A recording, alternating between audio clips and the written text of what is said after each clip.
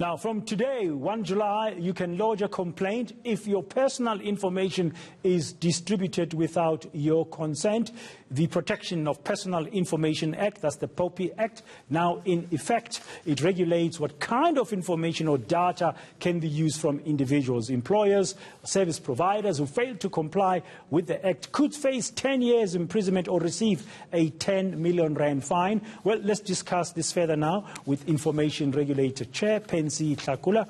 We'll also try and get more insight as we go along this afternoon from a legal perspective, from a cybersecurity perspective, as we try to understand exactly what POPI Act will do for you, what are the benefits, downsides, and so on. Advocate Tlakula, good afternoon. Welcome to the Midday View. Thank you very much for your time. Suddenly your plate has become fuller from today, as if you were not busy before. Yes, thank you very much, Dan, and let me also add my voice in paying tribute to Steve Kekana. It's very, very sad, and we pass our condolences to his family and friends and to all of us who were his fans. Yeah, this day has been long in the making.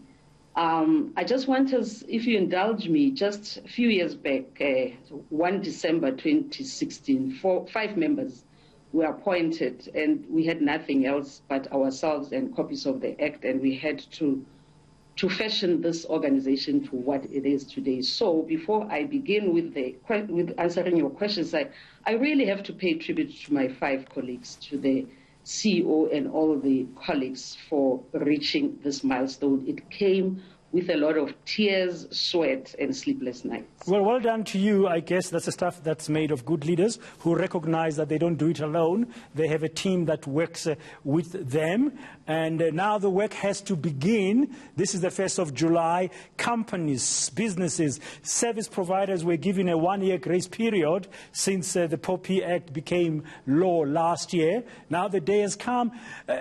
Just over, when you see that, I mean, I've never received so many emails in a day from all kinds of people that I didn't even know I was on their platforms, asking me to resubscribe or unsubscribe. Millions and millions of emails coming through. Looks like people are trying to make sure they are aligned and they comply. Yes, we are very pleased about that because it shows that South Africans are taking the Act very seriously. All of us have been receiving those messages. Because South Africans are alive. I mean, public and private sectors, they are quite aware of the consequences of non-compliance. The consequences are quite serious, actually. Yeah, now the consequences are quite serious, but just as an information regulator, what would you be saying to a normal, ordinary South African? What must they be watching out for here? In my intro at 1 o'clock, I said, for example, does this mean I will no longer receive unsolicited direct marketing material? Well, I thought that would stop, but I'm still receiving them today. Those unsolicited direct marketing messages, in terms of the Act, if you are not a customer of a company or a retailer, they can contact you once for you to give permission or consent to receive those messages. And consent is not like they're saying it's opting out. Consent means that it has to be your expression of will, it has to be voluntary, it has to be specific. You must know what you are consenting to. So they must tell you specifically what is it that they want you to consent to. And I think the direct marketing sector is missing it a little bit. We are in discussions with them, and I think we'll be aligned not too long from now. Yeah, I know that financial services has been doing a lot of hard work. Many banks and insurance companies, for example, that store and collect a lot of data. When you apply for an insurance policy or something, you have to answer all kinds of questions. They've also been doing internal training for their employees to know how to deal with POPI Act. Yes, because it's a complex piece of legislation, really. It's not easy to understand. It's got a lot of legal jargon. And I think one of the responsibilities that we have as the regulator is to have a simple version of this Act for ordinary men and women particularly in the rural areas, those without formal education as well, because this act impacts on them. You recall a few years ago, there was a case that was brought by the Black Sash against the Minister of Social Development on the use of personal information of grant beneficiaries for the purpose other than receiving grants. So I'm saying that there is a perception out there that the act only affects, big players and so on, and it affects all of us. The only exclusions are in the act. If you process personal information for household activities or for personal activities, you are excluded. Personal information process for journalistic purposes is also excluded as well. And there are few exclusions and exceptions to the act, but anyone who does not fall within those exclusions and exceptions has to comply with the act. Yeah, we'll carry on talking, Advocate Tlakula, but I want to bring in a cybersecurity specialist, because as you're talking there about the complexity of the legislation itself, I'm also wondering about the complexity of our human behavior, because many of us have been on online platforms doing things on all kinds of channels now in South Africa, not just on those global platforms, but many others locally. We belong to so many groups and stuff. From a cybersecurity perspective, Loyiso, Boyce, good afternoon. He's from CLYROFOR. Thanks for joining us on the Midday View. The intersection of POPI Act and cybersecurity, from your perspective, where are the key intersectional points that an ordinary person needs to be aware of from today? Thank you for having me on. Good afternoon to the listeners, to you, and Advocate, the chairperson of the Information Regulator's Office. Good afternoon. You're correct. The issue of information security and convenience go hand in hand. As the chairperson has indicated, there are a number of rules that speak to managing consent and how this information is stored in your environment. So where we come into play is bridging the gap of making sure that the information is controlled and managed correctly, but still accessible. To give you a quick example, looking at your own cell phone or your own laptop, you can see how quickly information and where you stored what picture and what file tends to be all over the show, and you start getting copies. Now scale up and think about a medium-sized business or a larger enterprise or even an SMME. It starts being a lot to manage. So fortunately, there are ICT systems that speak specifically to data retention, which is how we get involved, speaks to how you store the information around encryption so that it's not easily identifiable, but also there are elements around right to forget. If you say to an entity, please delete the information that you have about me, how does that entity seek all instances of that information and make it available for you to delete? So that's where the information security component comes into play.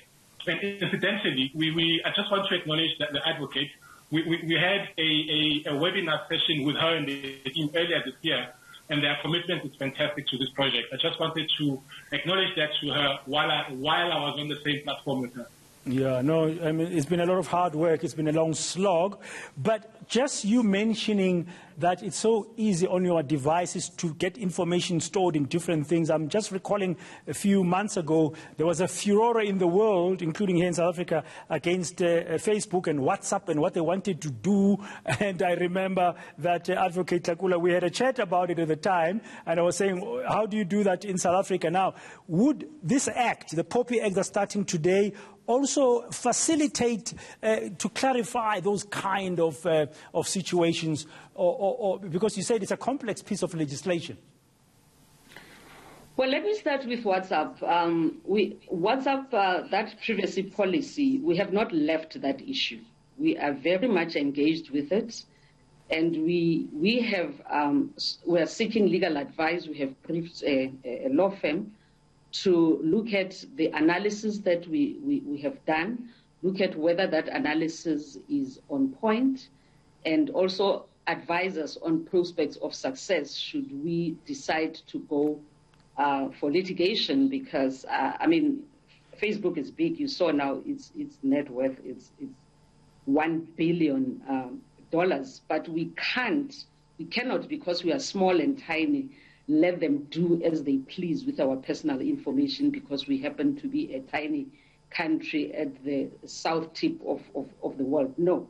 So we are engaging them. We're engaging the Global Privacy Assembly, which is an association of all data protection authorities, to say, we can't let this go. Let's see how we can engage this giant.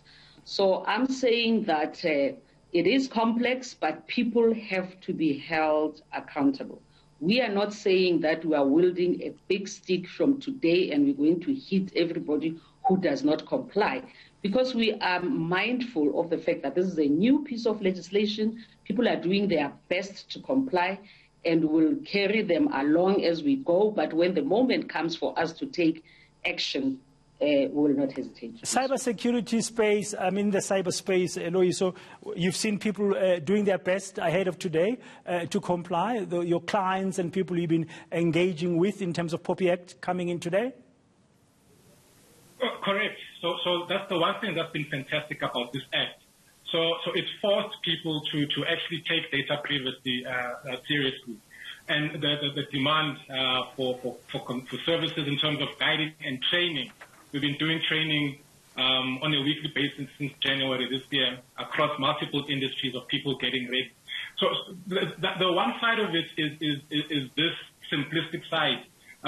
The other important side that we've seen, the number of data breaches around cybersecurity, where bad players are targeting people's information, it has shot up recently.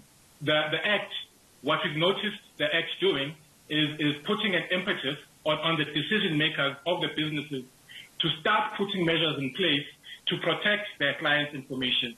So previously, what we noticed was that there wasn't really a need or a regulation that forced these businesses to report if clients' data had been stolen or if they've been hacked or compromised. Now that the Act is in play, it forces the businesses to report within a certain amount of time. And because there are punitive measures that speak to possible fines or jail time, the interest from CEO level to board level to IT managers has been incredible. And importantly, the people that control the budget to assist these businesses get compliant, everybody has fallen into line because of the Act. That's been the biggest advantage. Yeah, and then I see every organization in that respect has to appoint a chief information officer to be able to oversee that. And policing this, Advocate Tlakula, it's not going to be easy. I mean, you don't have a very big office. You're going to rely on people really complying. You said you're not going to wield a big stick as we start implementing POPI Act from today. It's a new act. People have to get used to it. And there's all kinds of businesses, small, medium, and big, as Loyiso was saying earlier. I mean, how are you seeing the next few months? Let's say the first 6 months of this act rolling out and your supervisory monitoring role as a regulator. We continue to engage all our stakeholders, particularly the small and medium enterprises who don't have deep pockets to engage consultants. We sort of engage with them. We have webinars with them to unpack the Act. And what we are doing at the moment is to set up what we call, or what the Act calls, an enforcement committee. And the enforcement committee will be a committee of 5 members. One of the members is the member of the regulator, and the enforcement committee will be chaired by a retired judge. So after investigating a complaint, we will then submit that complaint to the enforcement committee for consideration and for a recommendation and finding. But I think what we need to invest our time in is to come up with a simplified version of the Act. I think we are committed to that and to continue to educate the public, and we have started doing that, going to the taxi ranks and so on, mindful, of course, of the COVID regulations. But it's important for us to take all South Africans along, because this is an important Act. For the first time, we are going to be enjoying our right to privacy as it pertains to our personal information. And I think what we are stressing is that this mandate is a human rights mandate. Privacy is very closely linked to human dignity.